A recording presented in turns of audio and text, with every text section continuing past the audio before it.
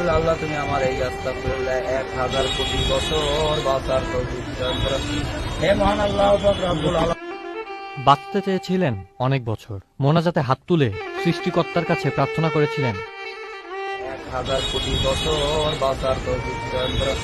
হে মহান আল্লাহ পাক রব্বুল আলামিন, দুনিয়াতে যত বালা মুসিবত আপনি রহমতের ভিতরে দেবেন। আল্লাহ আজকের এই যে দোকানটায় বলছি, এই দোকানদার অত্যন্ত ভালো মানুষ ছিল, আপনার দিনের কাজ করতে গেছে।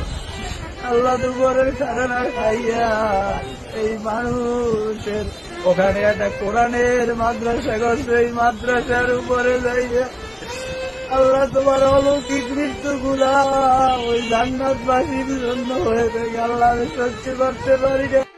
আমার আব্বা আম্মা নাই, আমার বড় ভাই ছিল পুলিশের সাব ইন্সপেক্টর, যে রাষ্ট্রের জন্য কাজ করেছে, তারপর আজকের চাকরি নেই, হতাশা। I can speak English 20 hours, আমি বাংলা অনার্স মাস্টার্স কমপ্লিট করছি।